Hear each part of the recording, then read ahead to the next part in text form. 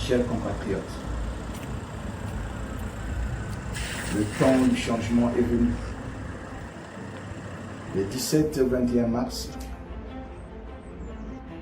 nous allons tous nous rendre dans les urnes pour voter un autre président de la République. Je suis candidat. Moi, Guy Brice Parfait Kolelas, je suis candidat. Et j'apporte avec moi un projet de société qui va rompre avec le centralisme démocratique qui nous a été servi depuis bientôt 46 ans. Ce projet est pour vous de redonner votre souveraineté. Ce projet est fait pour vos enfants, nos jeunes, nos mamans, nos vieux retraités. Ce projet est fait pour vous les militaires. Ce projet est fait pour tous ceux qui sont sans voix. Tous levez-vous pour aller me choisir. Parce que je suis l'homme du changement. L'homme de la rupture avec les pratiques d'un autre âge qui vous ont été servies jusqu'à présent par le pouvoir politique sortant. Votez pour moi.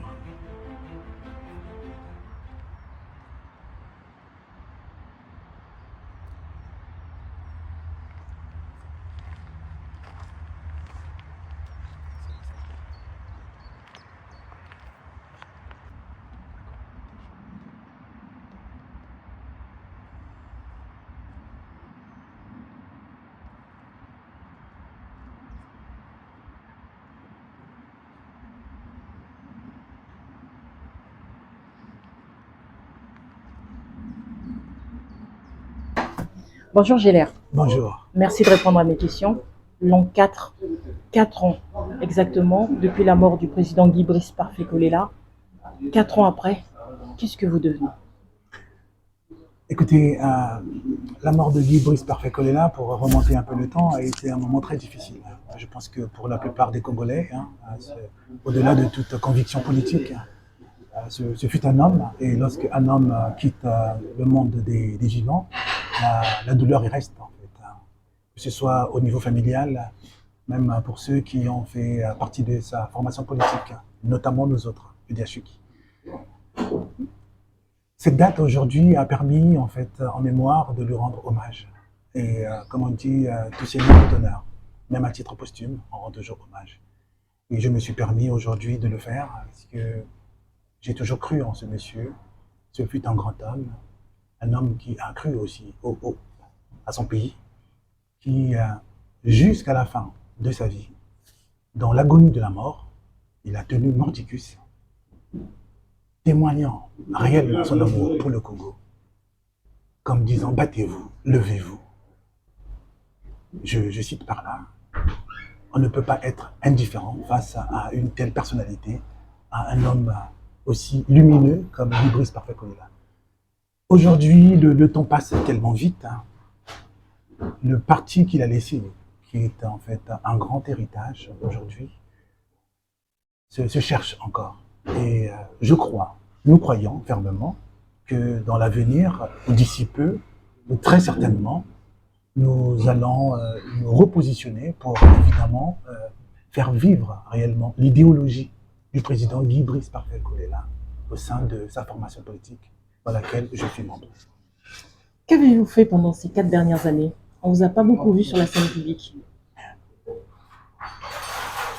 Un homme politique, si je me permets, je ne suis que peut-être des moindres, mais je pense que tout homme politique vit aussi dans la discrétion.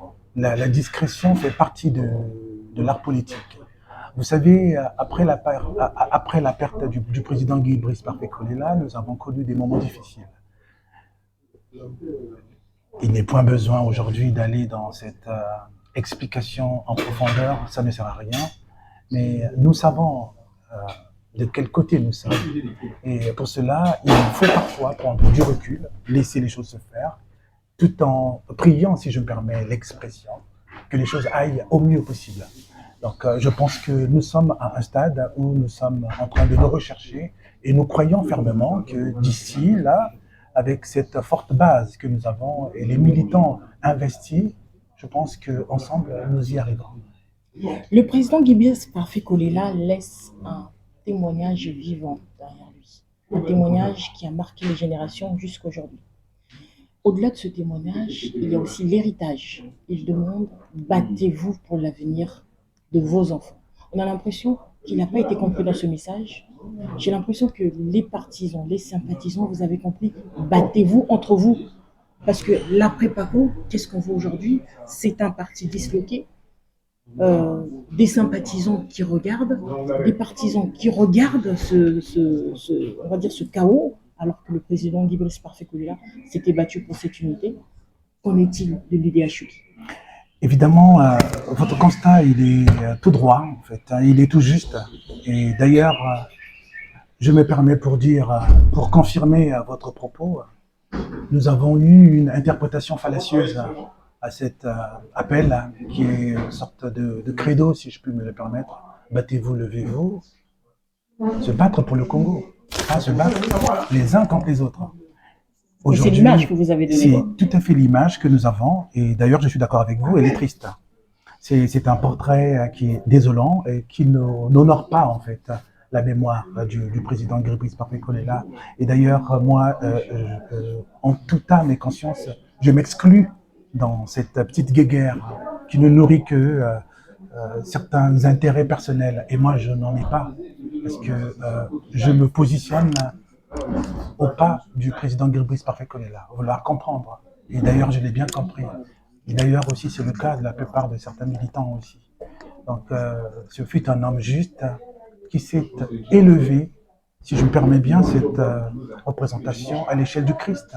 Le Christ, même dans l'agonie de la mort, sur la croix, il ne s'est pas dérouté de sa mission fondamentale, en disant « Père, pardonne-leur de tout ce qu'ils ont fait de mal », si je puis paraphraser. Et Guibès Parfait Kolela s'élève aussi à ce même niveau. Dans son agonie, il le dit, battez-vous. En fait, rien que ce message, pour certains partis politiques, et je le répète, au-delà de toute conviction politique, au-delà de toute querelle futile, soit-il ou soit-elle, il faut comprendre que ce message est au cœur de la vie des Congolais. Par rapport à notre avenir, les perspectives pour lesquelles nous sommes peut-être appelés à mener ensemble pour l'unité, pour l'émancipation du Congo, ce langage retentit, en fait. Se battre, pas évidemment se battre les uns contre les autres, mais se battre pour un avenir meilleur, donner cet avenir meilleur à nos enfants. Quoi de plus qu'un parent puisse donner à son fils, ou à ses enfants, ou à sa fille, si ce n'est un héritage meilleur et parfait. Et le président Guibès Parfait Kolela s'est inscrit dans cette démarche-là. Donc, je suis tout à fait d'accord avec vous, mais j'ose croire qu'il y aura en fait une prise de conscience, une maturité qui viendra. Qui viendra d'où cette maturité? Mais en fait, cette maturité Parce que viendra. vous êtes battus entre vous, c'est pas les militants et les sympathisants. Je suis tout à fait d'accord. Je suis tout à fait d'accord. Nous sommes battus entre nous, et je pense que on le dit tout simplement. Le linge sale se lave en famille. Moi, je pense que nous allons avoir des moments, et nous allons encore travailler ensemble pour qu'on arrive à se surpasser au-delà de toute conviction, au-delà de tout intérêt nombriliste, pour évidemment être dans cette dynamique de présenter réellement le projet du président Guibès Parfait Kolela et être dans cette unité dont il a appelé, quand bien même qu'il était agonisant. Vous confirmez qu'il n'y a plus de conflit aujourd'hui au niveau de l'UDHUI? Écoutez, le conflit en tant que tel, c'est une affaire d'homme. Tout homme, qu'on ne le veuille pas, sur cette terre, est confronté à des problèmes de conflit. Et ça peut prendre plusieurs trajectoires différentes. Ça peut partir de certaines situations auxquelles on ne s'y attend pas. Et je ne peux pas dire qu'il y aura peut-être plus de conflits. Je n'ai pas cette capacité de lire dans une boule de cristal, mais j'ose croire que nous serons à même de résoudre les conflits auxquels nous serons confrontés. J'ai l'air l'an 4. Je m'attendais à voir une foule de sympathisants, de militants de l'UDHUI ici à Paris. Vous n'êtes que 2 aujourd'hui face à moi et votre collègue qu'on ne voit pas. qu'est-ce qui se passe en France? Est-ce qu'ils n'étaient pas disponibles ou ils se sont tous volatilisés dans la nature? Votre question est très pertinente, hein. Et suis-je à même de parler à la place des autres? Je ne sais pas, mais je vais plutôt parler pour mon cas. Moi, je pense que cette date, elle est en mémoire dans la plupart des Congolais, notamment les militants UDHUK. Et même certains hommes politiques au Congo ont un intérêt particulier à cette date-là. Donc, je pense le fait de ne pas y être ne sous-entend pas qu'il y a un mépris ou il y a un désintérêt. Non. Et d'ailleurs, pour faire cette petite digression, certaines prières s'élèvent en silence même. Point besoin de maugréer 2 ou 3 mots, il suffit parfois de rentrer en soi. Je pense que certains militants se sont dit, écoute, je vis ce deuil, je vis cet hommage, mais dans le silence, dans le respect.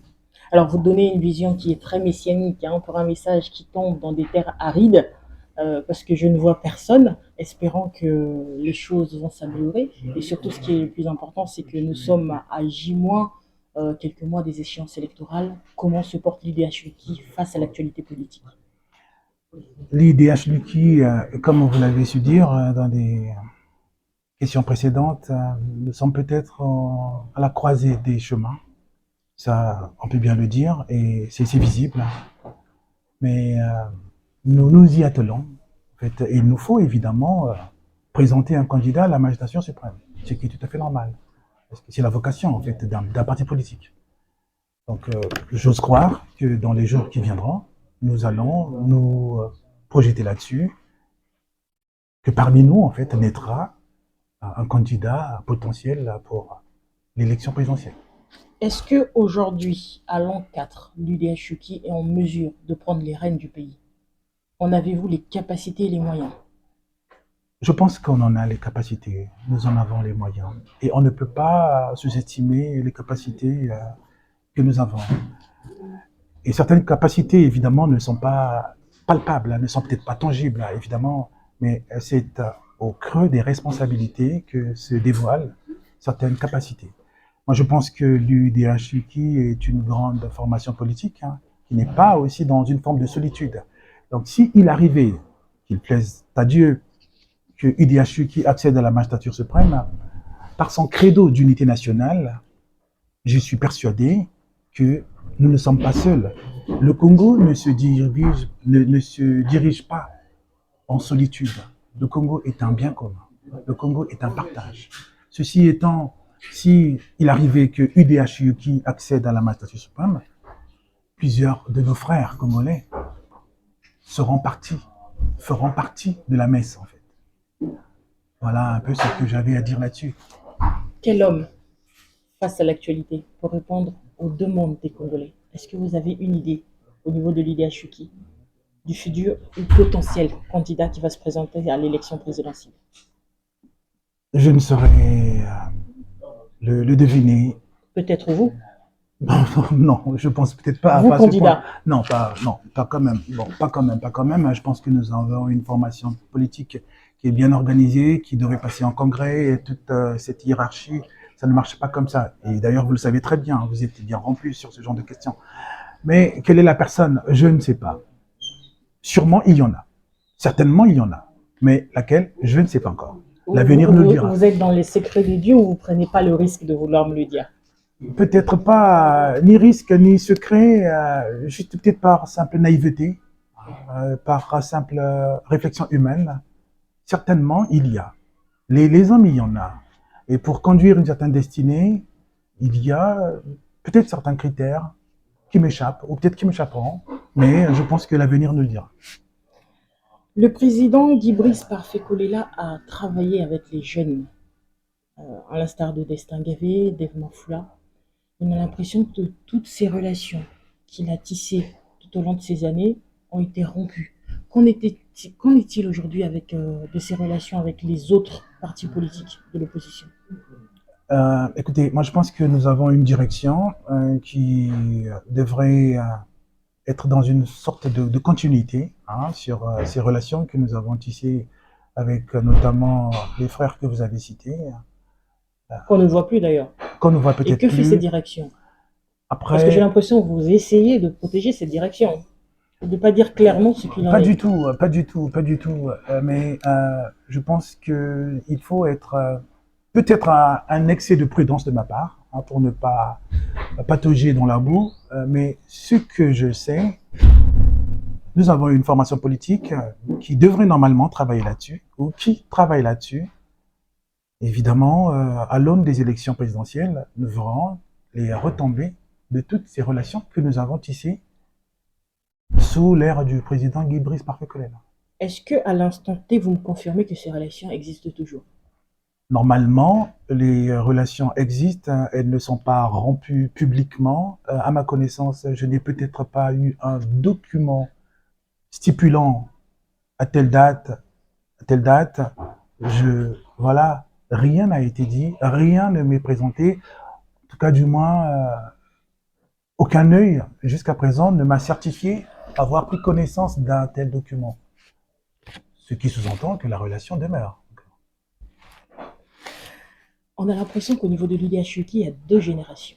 Il y a les anciens, je dirais, qui tirent les ficelles, et il y a les jeunes aujourd'hui qui veulent ouvrir les portes, ramener une nouvelle dynamique. Est-ce que vous pensez qu'il est peut-être temps de passer à autre chose? On ne passe pas à autre chose comme ça. Moi, je pense que la jeunesse, elle a besoin de la vieillesse. Et la vieillesse, pour autant, elle a besoin de la jeunesse. Donc, c'est une sorte de symbiose. Plutôt, il faut, je pense, pour en arriver là, transcender cette dimension, que ce soit extrémiste ou pas, par rapport à l'âge, bien évidemment, âgé ou moins âgé. Jeunesse a besoin de la vieillesse. Cette force-là, on en a besoin. Parce que la jeunesse, c'est l'avenir du Congo. Et le président Guy Brice Parfait-Colella, on a fait une dimension précieuse pour lui, en fait, dans son interprétation réelle. Donc moi, je pense que la jeunesse, en tant que telle, elle est indispensable. La sagesse aussi, venant de nos anciens, elle est aussi indispensable. Au-delà de tout, moi, je pense qu'il doit y avoir une vraie jonction entre ces deux pôles pour faire un tout. J'ai cité le président d'Estin Gavier, Dave Mafoula. Il reste une sentinelle, pas des moindres, au niveau de la région du Poul, le pasteur Ntoumi. Est-ce qu'aujourd'hui l'IDHUK a des relations avec le pasteur Ntoumi? Est-ce que vous êtes prêt à travailler avec lui pour les échéances électorales? En ce qui me concerne, je n'ai pas pris connaissance d'un tel document. Mais de mémoire, d'ailleurs, comme tous les Congolais, le président Guy Brice Parfait-Colella a eu un bon rapport avec le président, le pasteur Ntoumi. Voilà. Donc, je pense qu'il n'y a pas une certaine obligation contraignante ou qui serait une restriction quelconque. Après, si le président, autant pour moi, après, si le pasteur Ntoumi est candidat à la magistrature suprême, c'est un Congolais, comme tout autre. Vous ne vous opposerez pas à soutenir sa candidature? Dans la mesure où il est candidat pour sa formation politique et que si moi, au niveau de l'UDHUK, nous avons un candidat, je commencerai d'abord par ma propre formation politique, mais tout en sachant qu'il y a d'autres candidats. Et si, à la fin, il y a un jeu d'alliance à faire, que ce soit entre le pasteur Ntoumi ou bien l'UDHUK, pourquoi pas? Donc moi, je pense qu'au niveau de la classe politique, ou politiquement parlant, c'est des jeux d'alliance qui existent. Très souvent au deuxième, troisième tour, selon les proportions des voix qu'on a. Donc je ne vois aucune interdiction quelconque là-dessus. Le dernier acteur, le président Jean-Jacques Yombi, qui a été le compagnon de route de toute cette période qui a traversé avec le président Guy Brice Parfait-Colella la campagne présidentielle de 2021. On parle presque plus de lui, on parle peu de vos relations, l'IDHUK, avec le RDD. Qu'en est-il aujourd'hui? Je pense que je vais redire la même chose, je vais me redire, je suis désolé pour les spectateurs qui me suivent. C'est parce que vous n'en dites pas assez. Peut-être pas que je devrais en dire pour autant, mais moi je pense qu'il faut partir sur des formes claires, sur des formes justes. Mais ces formes ont été établies, Oui, elles n'ont pas été rompues. Voilà. Donc, techniquement, elles existent aujourd'hui. Tout à fait, d'accord. Donc là, comment se fait-il que ces informations ne passent plus, on ne les voit plus? Est-ce que le parti l'UDHUK a été pris en otage par la famille de Guy Brice Parfait Kolela? Je pense pas. Je pense pas. Je pense pas. Et moi, je pense qu'il faut sortir de cette cabale. C'est une famille qui a beaucoup souffert et qui souffre beaucoup. Je pense qu'il faut prendre beaucoup de recul, hein, ne pas être dans ce genre de calomnie. Hein. Et d'ailleurs, c'est un sentiment qui prend effet quelque part, mais il est faux. En fin de compte. Il est faux. Nous avons une base, nous avons des structures électives qui peuvent faire que X ou Y accèdent à la présidence du parti. Donc, Qui dirige le parti aujourd'hui? ce qui est sûr, ce n'est pas un Kolela. Oui, mais on veut savoir qui dirige le parti l'UDHUK aujourd'hui. Écoutez, la question que vous avez posée, évidemment, elle est pertinente. Mais moi, je pense que la situation au sein de l'UDHUK, telle que nous la connaissons, ne nous permet pas, en fin de compte, de se prononcer là-dessus directement. Et j'en appelle à la sagesse, en fin de compte. Nous avons perdu un grand leader, un président remarquable, un président qui a su réunir tous les militants de l'UDHUK sans aucune polémique. Et moi, je pense que cette formation politique, elle a pour vocation de vivre sans polémique. J'espère que dans les jours qui viendront, nous serons à même de se remettre au travail pour ensemble trouver une issue réelle pour notre parti. J'ai l'air, vous ne répondez toujours pas à ma question. Qui signe les documents du parti? Merci. Qui signe les documents du parti. Évidemment, nous avons une structure et une représentation, si on peut le dire comme ça, à ce stade. Est-ce qu'il faut qu'on le dise? Il y a cette représentation qui, quelque part, fait office de corps même, en fait, du parti politique pour apposer ça et là une signature quelconque. Mais dans le fond, nous attendons encore. Donc, si je veux bien comprendre, permettez-moi, sur les documents officiels, c'est écrit quoi exactement aux signatures?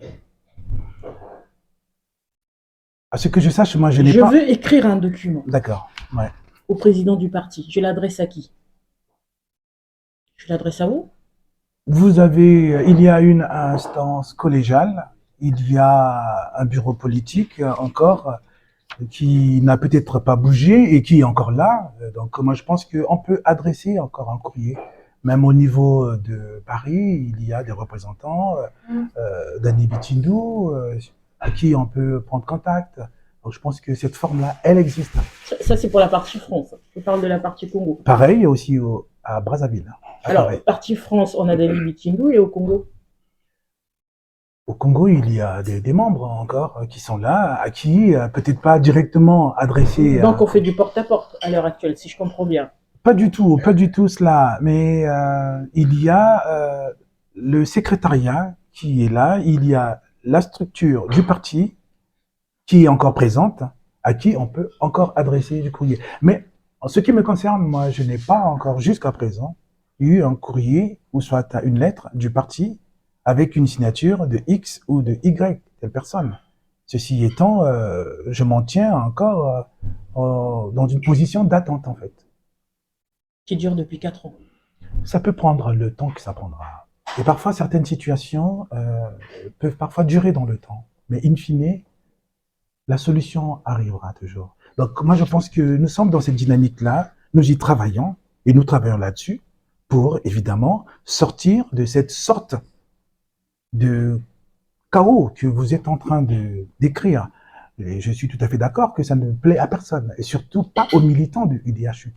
Parce que les militants sont en attente, en fait, de ce que nous allons leur donner, de ce que la direction, de ce que la continuité du parti, en fait, va être, en fin de compte. Donc, il est de notre devoir, de notre responsabilité, d'honorer la mémoire du président Guy Brice Parfait Kolela, être dans cette lignée-là, dans ce cap. Et nous ne devrions pas nous en séparer ni de gauche, ni de droite. Donc, il nous faut, pour nous, une certaine rigueur en nous. Y a-t-il un congrès qui est prévu dans les prochains jours? À ce que je sache, je n'ai pas encore pris connaissance, mais je pense qu'on devait avoir un congrès, parce que s'il faille qu'on aille à l'élection présidentielle, c'est au niveau du congrès que nous allons désigner, c'est au congrès que nous allons en savoir plus. Le président Guy-Brice Parfait-Kolela était énormément aimé de toutes ces mamans du marché, de toutes ces mamans qui sont dans les villages. Et à chaque fois qu'il passait, le message c'était Tata, Tata. Que pensez-vous de toutes ces mamans qui regardent aujourd'hui l'idée Chouki? Est-ce qu'elles sont perdues? Est-ce qu'elles arrivent à se retrouver dans la direction que prend le parti aujourd'hui?